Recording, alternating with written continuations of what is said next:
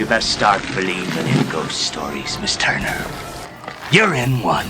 Hi everyone, welcome to Priority Holder, and today we're playing Bant, CoCo, Spirits in the Timeless format. Now sort of the hallmark of Spirits is like having some flying lords to like pump everything up, as well as disruptive effects attached to your creatures. So one of our ways to disrupt people is with Spell Queller, which can exile spells with mana value 4 or less off the stack, and you can protect it with stuff like Drogskol Captain or Rattlechains. Another way you can disrupt the opponent is with Mausoleum Wanderer, which you can sacrifice to get sort of like a pseudo spell pierce effect. And we can also take care of stuff in play with Skyclave Apparition. Now the engine of the deck is Collected Company. It lets us put multiple of these effects into play while holding up like our instant speed disruptive elements. So let's get spooky. This hand looks pretty great. We got an old-fashioned 1-2-3 curve out, and against a blue-black Surveil land. So that could be Psychic Frog, it could be Show and Tell, or any number of things. We'll have to see. Yeah, I'm just going to go ahead and slam Mausoleum Wanderer and see what the opponent is doing. Alright, so they're casting Brainstorm. Now anytime an instant or sorcery is put on the stack, you're going to have a decision as to whether to like force spike it. So you have to know what is and isn't worth doing. And definitely held, sometimes you do want to force spike a Brainstorm, but wanted to wait and see till we knew we were playing. And now that we see the blue-green Surveil land, we're definitely playing against Show and Tell. And so we're going to want that force spike to keep them off Show and Tell as long as possible. So now it's a little bit even more potent. Yeah, Impulse, we don't care about that. We're just going to let them keep searching and hopefully just save our Mausoleum Wanderer for like the big stuff. So let's see if they have another follow-up. Alright, they just pass back to us. So it seems pretty clear here that like we should just hold up a Spell Queller and just keep crashing in. So the clock is not super quick right now, but it'll add up eventually as we just keep buying ourselves more time. Now you may already be able to hear it. Sometimes the audio gets a little wonky in my recordings, and so I'm just going to mute it because it just gets distracting. It'll be back for the other games. Alright, so the opponent just cycles a Lorien in the reveal to get an island. Alright, so they're casting Show and Tell. So we do have Mausoleum Wanderer that we can just crack and counter it, but it seems ideal to just snag it with the Spell Queller right now. So we're going to go ahead and do that. So we put Spell Queller on the stack, and it turns out the opponent was actually prepared for some counter fighting with Veil of Summer. So that would actually prevent Mausoleum Wanderer from countering it. Now this is just me being extra cautious. I'm going to counter the Veil of Summer. The thing is, like, Spell Queller cuts through that because it exiles the spell on the stack. But at the very least, we denied them a card. And anyway, I was just that's probably a little over cautious right there, because we could have kept ourselves having a little bit stronger clock and still having the like spell pierce effect up. So, or should I say force spike? It depends on what its power is. So we're going to crack our fetch here on end step. They didn't do anything on their turn. And just going to grab Surveil land and see what we can see on top of our deck. Supreme Phantom is awesome because that allows us to like play something on our turn to like really increase the clock and still hold up another Spell Queller. So we'll be like, give them basically one more turn to try and do something while having like an exceptionally strong defense. So, but the thing that beats it is like Thoughtseize into like Show and Tell. So the opponent's going to cast Born Upon a Wind. We're just going to let that go and see if we can get there. So that's 6 damage to their face. So they had, this is their last turn. Let's see if they can do anything about it. And this is the power of Spell Queller. Like, it is just so awesome when it works. And yeah, the opponent packs it in. We're into the next game already. So this hand looking pretty good also. Going to also lead with Mausoleum Wanderer. All right, blue-white fetch on the other side from the opponent. And yeah, I usually like leading with Mausoleum Wanderer just to like make the opponent second guess themselves a little bit and possibly even like snag like a Thoughtseize aimed at us. So Spectral Sailor can wait till later. All right, so the opponent grabs a Triome, and as they're thinking about what to do next, if you enjoy seeing spirits in the sky, please Innocence, comment the like button. And we're going to get whammied by a swords right here. Not going to attempt to counter it because we can just, benefit from the life gain we get. And we have no use of that card being in the graveyard. So, Alright, so it's clear we're playing against like a domain strategy right now. And so on our turn, since we already have like a 1 mana play, we're just going to play the Surveil land and definitely keep the Supreme Phantom. I think we want all the action we can muster.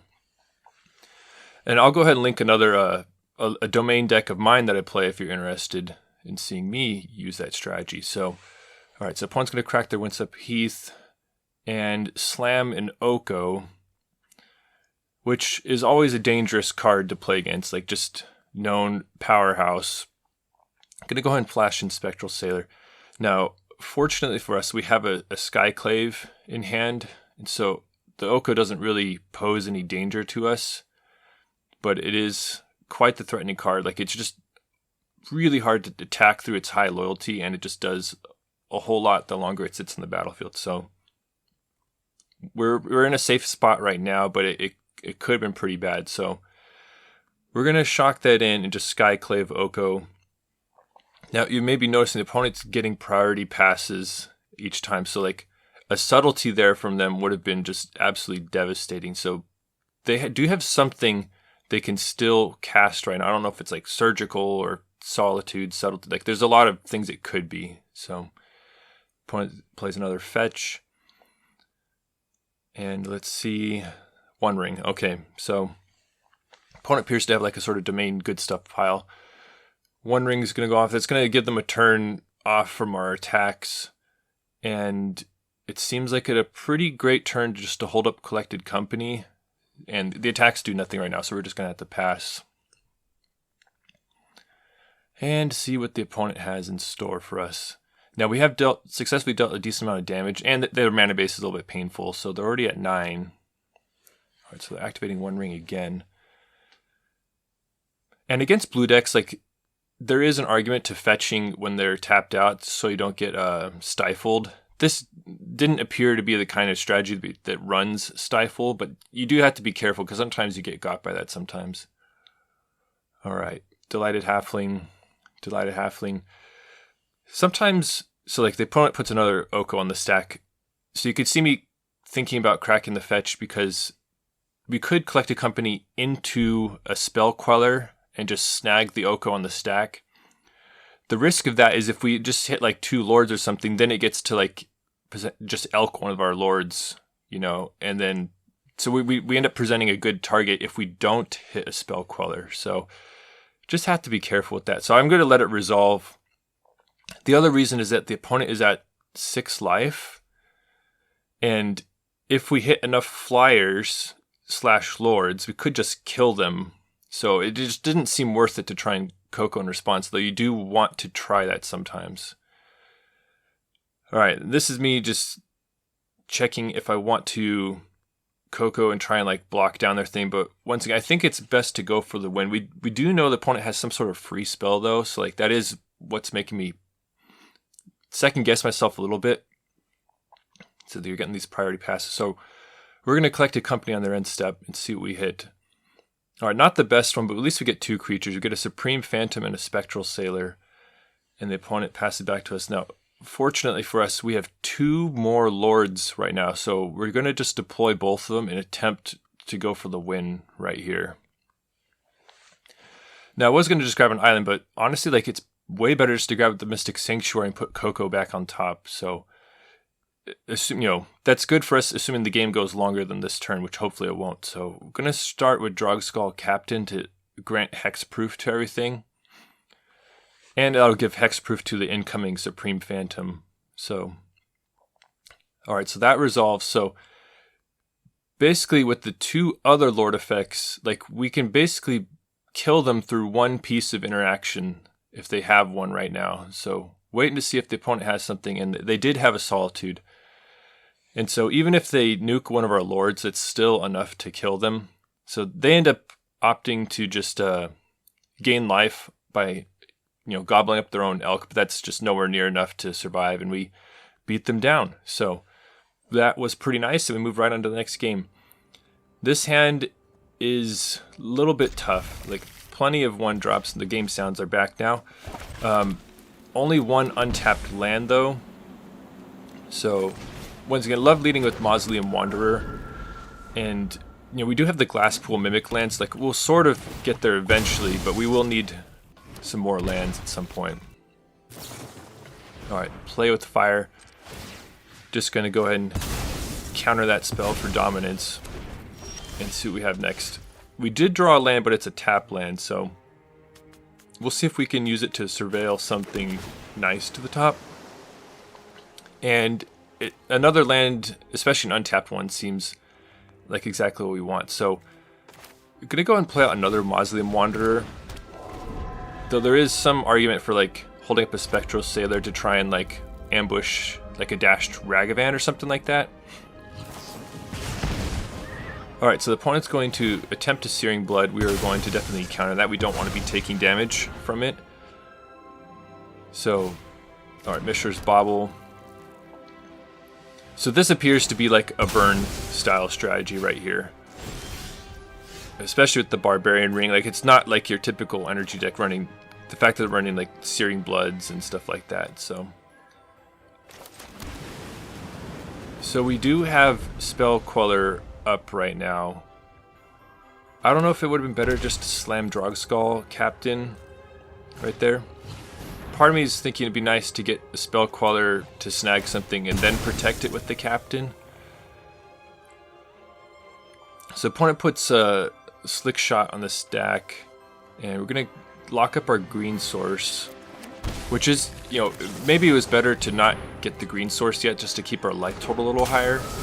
We're gonna attempt to Spell Queller the Slick Shot, and maybe that was too ambitious. Maybe I needed to wait until we had some like Spell Pierce backup or Mausoleum Wanderer backup, because this is the risk right here. So the opponent does have the Bolt to just get rid of the Spell Queller immediately and get the show off right back in play. So we're going to need like a Skyclave Apparition to kill that off, because that is just an insanely potent threat that will kill us really quickly. So trying to figure out what to do, and it seems like I'm going to slam the Drogskol Captain and then have Spectral Sailor up. And this is one thing I don't love about Spirits is, in my opinion, like Mausoleum Wanderer is like the only good one drop.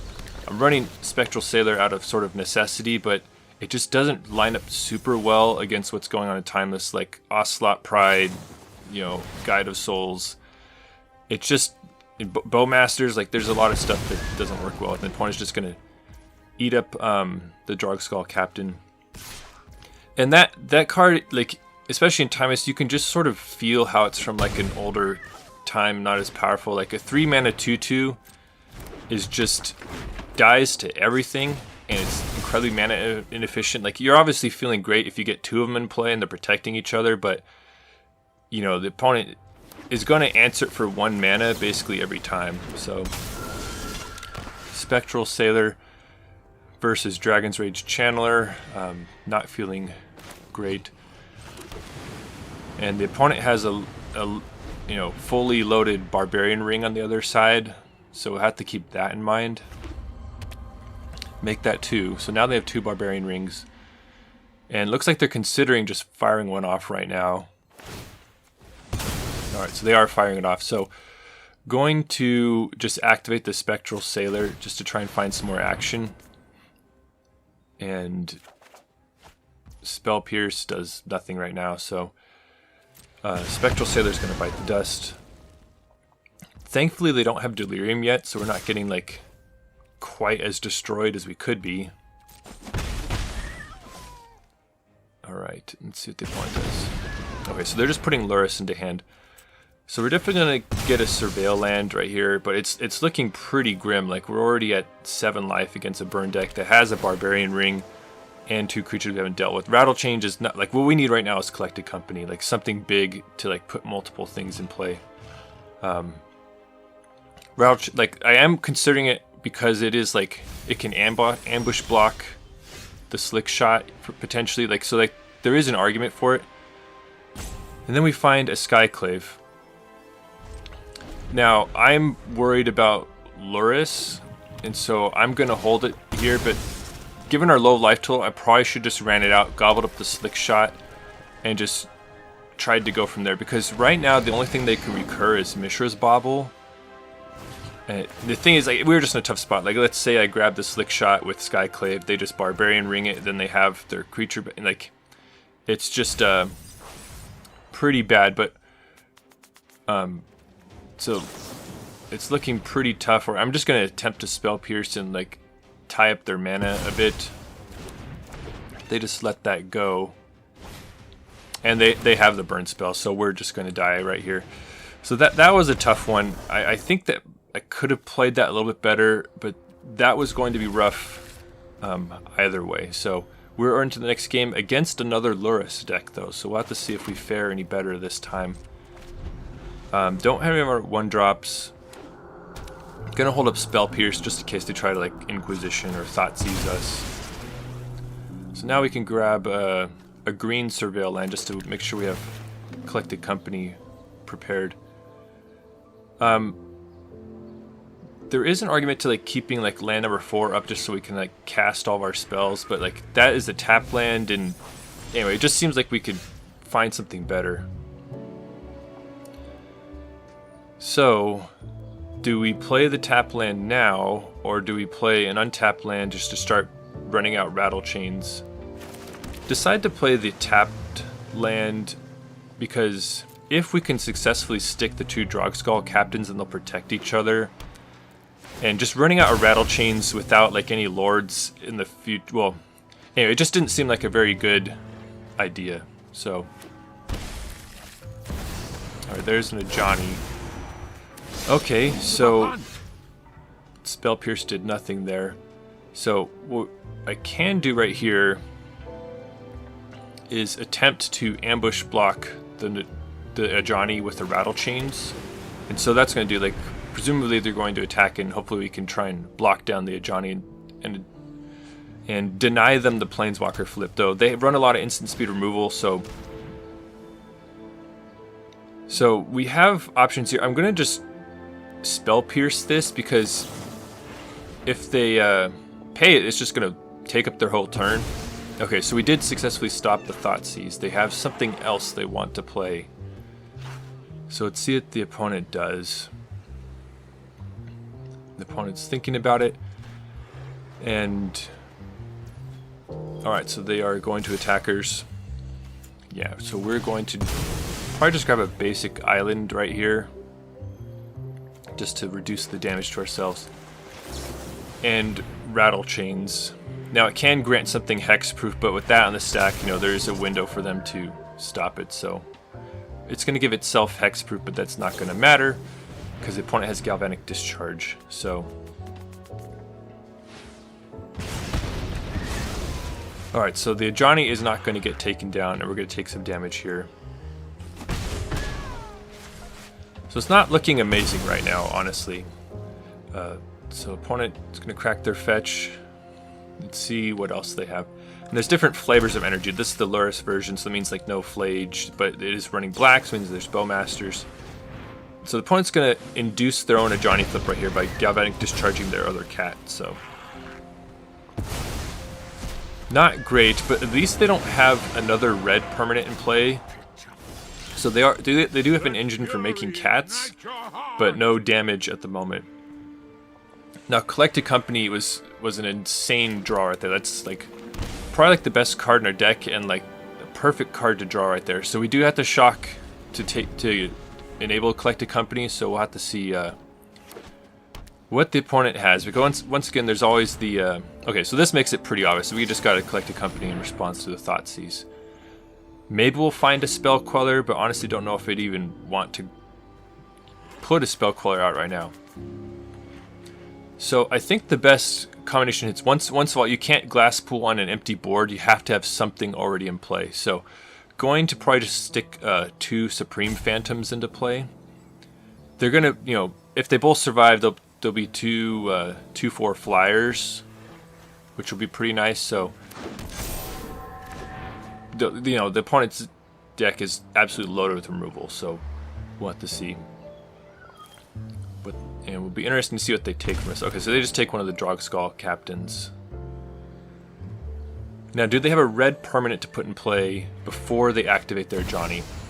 Alright, so there's an Ocelot Pride. They're cracking their fetch, so We'll see if they have any action. Amped Raptor would, yeah. They always have it, of course. So there's the Amped Raptor, so that gets them the red permanent and another Ocelot Pride for good measure. And they're like really close to City's Blessing. And they have the damage. So they're going to deal 5 to the Phantom.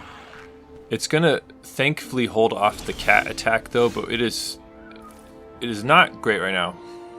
Okay, so we're in a really tough spot right here. Have to shock that in, even though we're at really low life total. But Drogskol Captain at least gives us another, like, a good blocker. And just checking out, you know, their graveyard for the future that Luris comes into play. Opponent seems to think they have it right now. So they're actually, so they're going to activate a Johnny again and attempt to kill the captain. Now, they really should have just put that upstairs at our life total, because we can grant 1 turn hexproof. So we're able to fizzle the damage and put like a slew of blockers into play. So that was a slight misplay by them, because if they, you know, put the damage to our life total, they can almost just chump attack in and take us down. So, but we're able to fizzle that activation and put a bunch of flyers into play. And this is another Rattlechains is really nice. We just need to keep stringing, like keep pulling creatures right now in order to deal with like their little army. So a Johnny has to die right now, that is clear. But the question is, can we afford to send any damage at them? And it seems that we've like sort of stabilized right here. So I'm thinking it through. And the other reason I was thinking it close is because we're near lethal. Like if we ripped a Lord right there, they would have just been dead. So that's why I was like carefully calculating, like, okay, like, can I actually kill them? But we're just short. So we're going to need 1 more turn. So we're going to take down a Johnny and just deal a chunk of damage to them. And have another flash blocker. And feeling pretty good with half of our things having hexproof and another thing to grant hexproof in hand. Alright, Amped Raptor could be pretty nasty if they hit like a Goblin Bombardment. And they hit a Thoughtseize, which at their low life total they don't want to cast. It's not going to do anything. So, all right. So they play Luris, and yeah, they're pretty toast. So they have to like attack in for due diligence, but it's not going to be enough. So going to block down the Ocelot Prides, because those can just keep generating creatures. But as long as we don't die from this attack, we have them dead on the crackback. So they will gain a little bit of life though. Alright, so they managed to knock us to 3, but that's not good enough because we have plenty of damage to just crash in and kill them. So feels pretty good taking down energy. I don't think it's like an amazing matchup, but that worked out pretty nicely. Show and Tell, on the other hand, is a pretty good matchup. We're able to really make their life miserable with the Mausoleum Wanderers and the Spell Pierces and the Spell Quellers. So between those two like main timeless decks, we're much more favored against Show and Tell. Opponent's cracking their fetch. In response, I'm going to crack our fetch. Once again, like, you do have to worry about Stifle in this format. Alright, this appears to be another energy deck, Guide of Souls. That is tough. So I don't know why this game I didn't lead with the Mausoleum Wanderer. Like, I don't exactly know why I chose to throw out the Spectral Sailor. So either way, we can do Mausoleum Wanderer plus one of the Spectral Sailors this turn, or hold up Rattlechains. And I decided just to hold up Rattlechains to try and like ambush block the Guide of Souls. Alright, they have a tap land on turn 2, which is good for us. And that is, I mean, maybe they're low on lands, but seeing them bin a Lightning Bolt is not a good sign, because that would presumably be a really strong card in this matchup. So Alright, so they're going to attack him with Guide of Souls. They don't have enough energy to, like, power it up. So, now here's the question. Do we ambush block with Rattlechains, or do we... Yeah. It's tough because double Guide of Souls is just... So my thought is that it's better to try and ambush block with Rattlechains, which that's with the benefit of hindsight, because I obviously don't do it in the game right here. One problem I'm also having is we don't have a third land, and so I really wanted to get that surveil land to try and get us there. So end up just surveilling and putting out another 1/1. But the thing is, like, what are we going to do against the life gain from 2 copies of Guide of Souls? So Spell Queller seems like it could be decent, but we did finally get land number 3. And so now we're faced with the question of, like, Supreme Phantom and attack, or hold up Rattlechains. But the Guide of Souls are going to gain them tons of life and create giant attackers.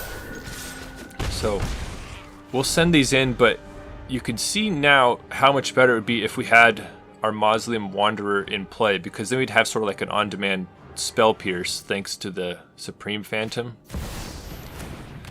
Wouldn't have mattered in the end because the opponent just slams a creature, but...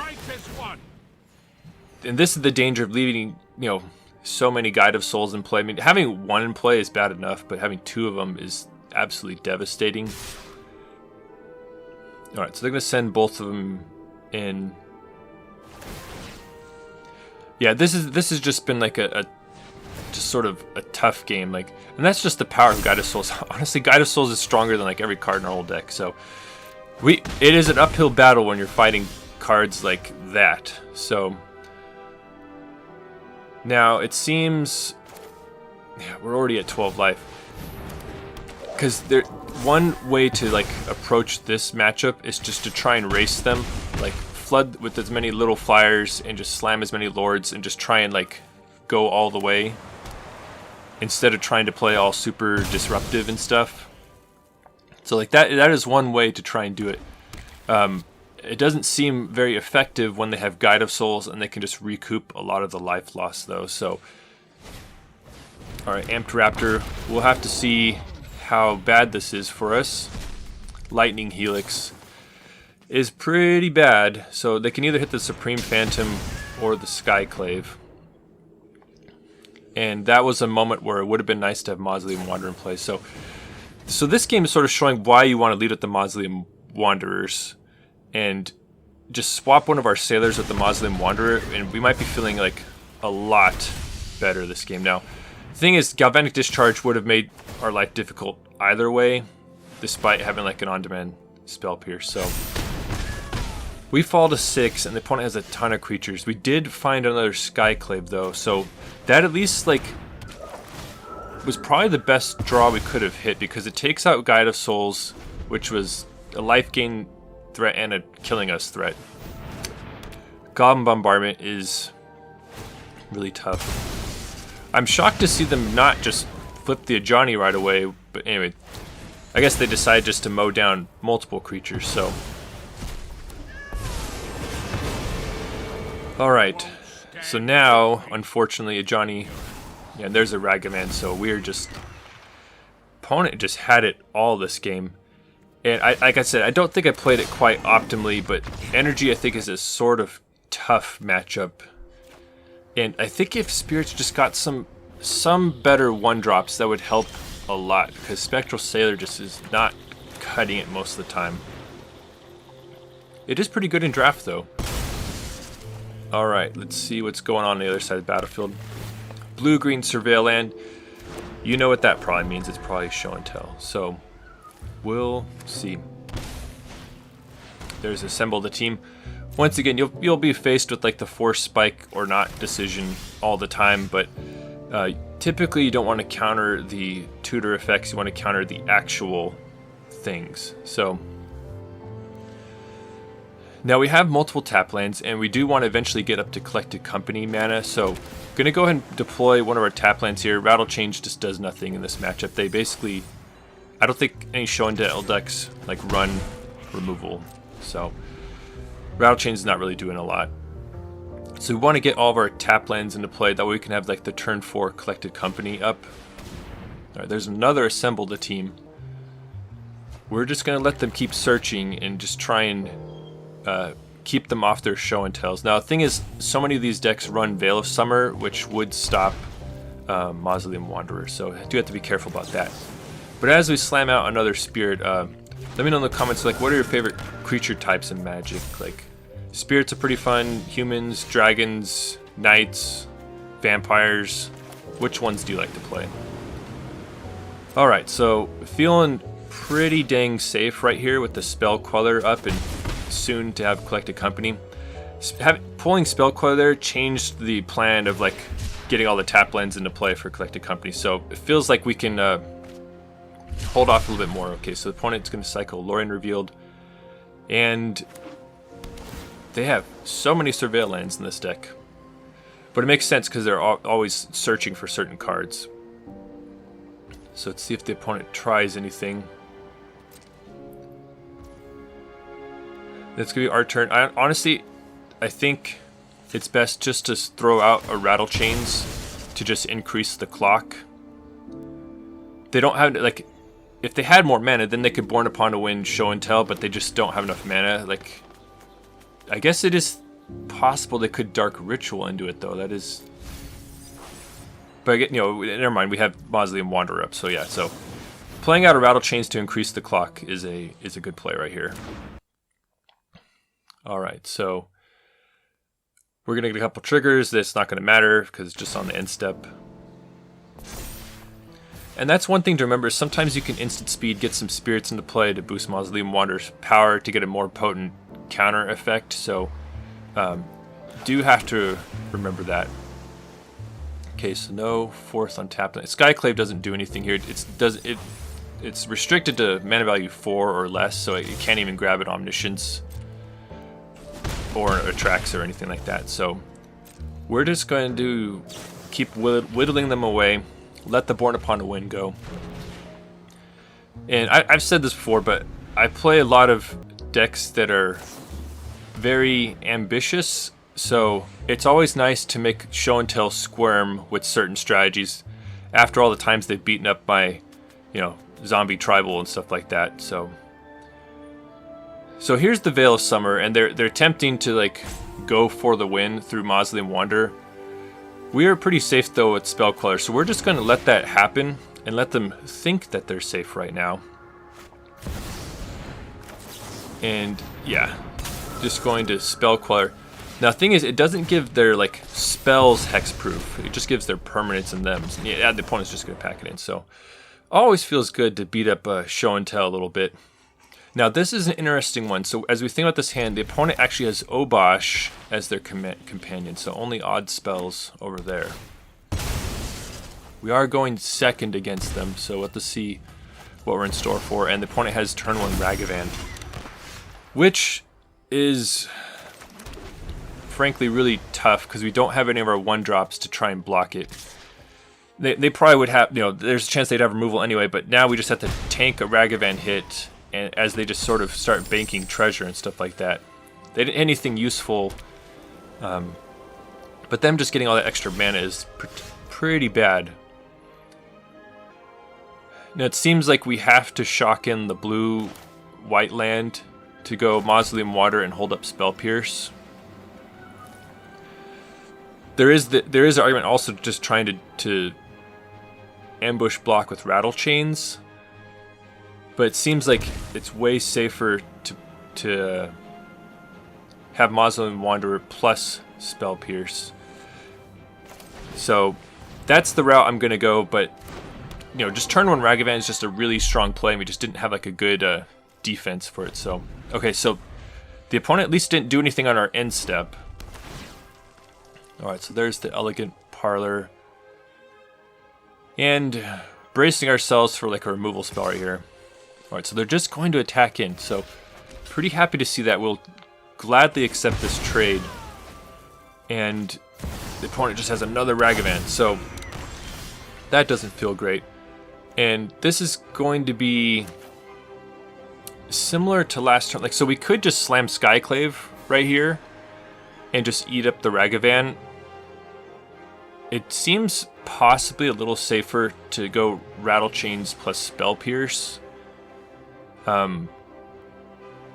Yeah, I don't know actually, because Skyclave is like a sure thing. Like Ragavan is just not going to be a problem anymore. So maybe I should have just slammed it there, and then we had Collected Company next turn. So it's a tough call. But yeah, going to just Rattlechains in attempt to block the Ragavan. And yeah, so somehow successfully block this. So I'm feeling pretty good at this point. Like, okay. And then the opponent puts Blood Moon on the stack. And I think I should have saw that coming, but the opponent just navigated it super well, like just, you know, forcing us to trade off resources. But we were, you know, that treasure from Ragavan earlier allowed them to just sneak a Blood Moon through our Spell Pierce. And we happen to draw the worst possible card, which is a Skyclave, because we only have 1 Plains in the deck. So if we drew any of our like normal like blue and white spells, that would have felt a lot better. So we did find a Drogskol Captain, but unfortunately Collected Company is out, Skyclave is out, and I believe that is our lone island and lone plains in the deck we already have in play. So Obosh on its own is quite a potent threat. So, but if you want to see me sling some Blood Moons, I'll link a video right here. And this deck plays a pretty greedy mana base, and so this is us just suffering for that right here. And, you know, we did manage to actually just draw our basics and play them. We just happen to have the unfortunate situation right here. We're drawing all, like, literally the only spells we can't cast right now are Skyclaves and Collected Companies. So Obosh doubles the damage of their odd stuff, so it's going to deal 6 to us for each attack. So attempting to try and fight the good fight, but it's looking pretty tough right now. So we did find a Mausoleum Wanderer. We're not quite at the point where we have to chump block Obosh. Like, there is a world where we draw enough lords that we can, like, you know, beat them in this race. It'd have to be a combination of like lords and chump blockers. But the opponent does have like 5 cards in hand, so unless they're like really locking themselves out with Blood Moon, which seems unlikely, they have a ton of action. They just see no danger right now. So that was a pretty tough draw. Like, just didn't draw a creature right there because it could have attempted to just keep sending, you know, just leaving 1 creature back, attacking in. And yeah, so we're forced to chump right here so we don't just immediately die. And I think had we pulled a creature last turn and this turn, like, we might have been able to get there, but the fact that we missed a turn deploying creatures, the opponent has us basically under the abyss right now. So alright, so here comes Obosh again. We're going to deploy the Sailor at instant speed. Now this is the question, is like, do you play like a less greedy mana base? And like, that is certainly an option, but I like being able to like have all the colors available. So yeah, the opponent's gonna swords that. Okay, so I thought there would be another removal spell, but we still live again. So go ahead and block that. And the opponent is flooding out, but we are just drawing all useless spells, so we are gonna pack it in. Well, that was pretty fun. This deck's free if you love holding up like instant speed interaction and like crashing and flying evasive threats. So there's some good things going for it. It does have sort of an interesting matchup spread, so it's like insanely strong, at least in this configuration, against Show and Tell. Like, so many ways to disrupt their non-creature spells, whereas it's a little softer to like burn and energy. So, and that's, you know, you could definitely change that by tweaking some of the inclusions. I really don't love Spectral Sailor. Like, it'd be amazing if we had like 4 more functional equivalents to Mausoleum Wanderer. That would like help you keep your strength against Show and Tell. You could ditch the Spell Pierces, put some other stuff that can pack a punch against like the creature decks. So another one I don't really love is Drogskol Captain. It's just, it dies to like every 1 mana removal spell in the format, and it's only good if there's like 2 of them in play. So that's another one to consider changing as well. But I do like a lot what it has going on. Now, one glaring omission is that I forgot to add Cavern of Souls. And there's a reason for that. It's because I've actually been tinkering with this deck so long. It predated Cavern of Souls being in Timeless. And so once I sort of like crafted the cards and jumped in, like I forgot to throw Caverns in there. So now the thing is, Cavern does not cast CoCo or Spell Pierce. So like you probably want some number. I don't know if you want the whole 4 of them, but some number of these should be in there. Now, one to consider is Shrouded Shepherd. You'd have to change your mana base a little bit, but I really am intrigued by the Sorcery Speed Adventure because you can nuke like Ocelot Pride and its tokens, or Bowmasters, or Ragavan.